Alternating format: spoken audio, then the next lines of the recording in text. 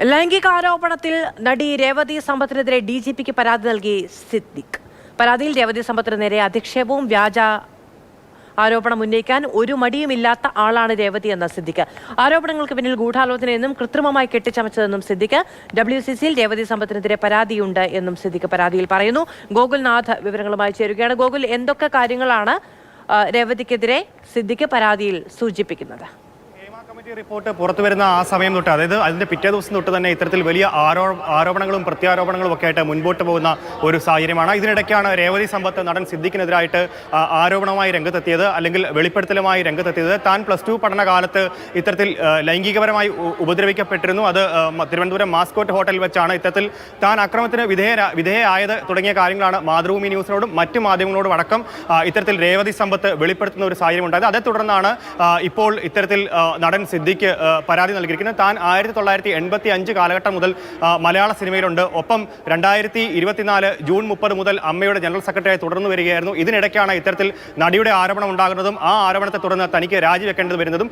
എന്തായാലും 2019 നടി ഇതേ ആരോപണം തനിക്കെതിരെ ഉന്നയിച്ചിരുന്നു. എന്നാൽ ആ ആരോപണത്തിന് വിരുദ്ധമായിട്ടാണ്, ഘടകവിരുദ്ധമാണ് ഇപ്പോൾ ഉയരുന്ന ആരോപണം. അതിന് തമ്മിൽ വലിയ അന്തരമുണ്ട് തുടങ്ങിയ കാര്യങ്ങളാണ് ഇപ്പോൾ പറയുന്നത്. എന്തായാലും നടിക്ക് ഇത്തരത്തിൽ കള്ളം പറയാനായിട്ട് ഇൻബോൺ കഴിവുകളുള്ള ആളാണ് തുടങ്ങിയ കാര്യങ്ങൾ, അതായത് ഇരയെ അധിക്ഷേപിക്കുക കൂടെയാണ് ഇത്തരത്തിൽ വാക്കുകളാൽ ചെയ്തിരിക്കുന്നത്. എന്തായാലും അദ്ദേഹത്തിന് രേവതി സമ്പത്തിനെ കുറിച്ച് അറിയില്ല, സിനിമാ മേഖലയുമായി അത്രമേൽ പരിചിതയായ ഒരാളല്ല രേവതി സമ്പത്ത് എന്നൊക്കെ പറയുന്ന ഒരാൾക്ക് ഇത്തരത്തിൽ അവർക്ക് കള്ളം പ്രചരിപ്പിക്കാൻ കഴിയുന്ന അല്ലെങ്കിൽ ഇത്തരം കാര്യങ്ങൾ വസ്തുതാവിരുദ്ധമായി പറയാൻ കഴിയുന്ന ഒരാളാണ് തുടങ്ങിയ കാര്യങ്ങൾ എങ്ങനെയാണ് സമർത്ഥിക്കാൻ കഴിയുന്നത്?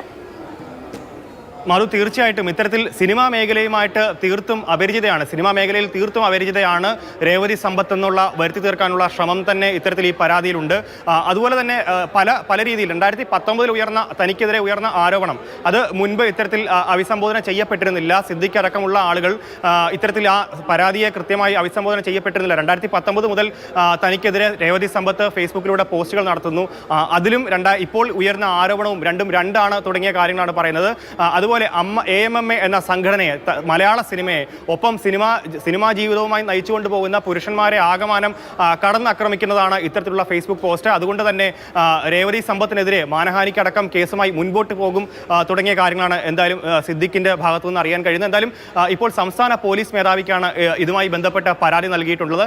ഉടൻ തന്നെ ഈ പരാതിയിൽ അന്വേഷണം നടത്തും തുടങ്ങിയ കാര്യങ്ങളാണ് നിലവിൽ അറിയാൻ സാധിക്കുന്നത്. എന്തായാലും പരാതിക്കാരിക്കെതിരെയും വലിയ ഗുരുതര ആരോപണങ്ങളും പ്രത്യാരോപണങ്ങളും ഒക്കെയാണ് 2019 ഫേസ്ബുക്ക് പോസ്റ്റ് അടക്കം പങ്കുവെച്ചുകൊണ്ടാണ് ഈ പരാതിയിലുടനീളം 2019 രേവതി സമ്പത്ത് ഉന്നയിച്ച ആരോപണങ്ങൾ, ഒപ്പം ഇപ്പോൾ ഉന്നയിച്ച ആരോപണങ്ങളൊക്കെയാണ് പരാതിയിൽ നിഴലിച്ചു നിൽക്കുന്നത്. ഒപ്പം ഈ രേവതി സമ്പത്തിനെതിരെയുള്ള ആരോപണങ്ങൾ കൂടെ ഇത്തരത്തിൽ സിദ്ദിഖ് വെക്കുന്നുണ്ട്. കാരണം സിനിമാ മേഖലയ്ക്ക് അപരിചിതയാണ് രേവതി സമ്പത്ത് എന്നുള്ള കാര്യമാണ് ഇപ്പോൾ സിദ്ദിഖ് പറഞ്ഞു വെക്കുന്നത്. അതുപോലെ തന്നെ പലപ്പോഴും കള്ളങ്ങൾ പറയാൻ മടിയില്ലാത്ത വ്യക്തി തുടങ്ങിയ രീതിയിലാണ് പരാതിക്കാരിയെ വാക്കാൽ അതിക്രമിക്കുന്ന രീതിയിൽ, ആക്ഷേപിക്കുന്ന രീതിയിലേക്ക് തന്നെ മാറിയിട്ടുള്ളത്. പരാതി ആസകലം ഇത്തരത്തിൽ 2019 തുടങ്ങിയ ഫേസ്ബുക്ക് പോസ്റ്റിനെ ആധികാരികമായി എടുത്തുകൊണ്ടാണ് ഇത്തരത്തിൽ പരാതി രേഖപ്പെടുത്തിയിരിക്കുന്നത്. ഗോകുൽനാഥാണ് വിവരങ്ങൾ നൽകിയത്. സിദ്ദിഖ് രേവതി സമ്പത്തിനെതിരെ DGPക്ക് പരാതി നൽകിയിരിക്കുന്നു. തന്നെ അധിക്ഷേപിക്കാൻ വേണ്ടി മനഃപൂർവ്വം കെട്ടിച്ചമച്ച പരാതിയാണ് എന്നുള്ളതാണ് സിദ്ദിഖ് പരാതിയിൽ പറയുന്നത്. രേവതി സമ്പത്തിന് നേരെ അധിക്ഷേപപരമായ പരാമർശങ്ങളുമുണ്ട്. വ്യാജ ആരോപണം ഉന്നയിക്കാൻ ഒരു മടിയും ഇല്ലാത്ത ആളാണ് രേവതി എന്നും സിദ്ദിഖ് പറയുന്നു.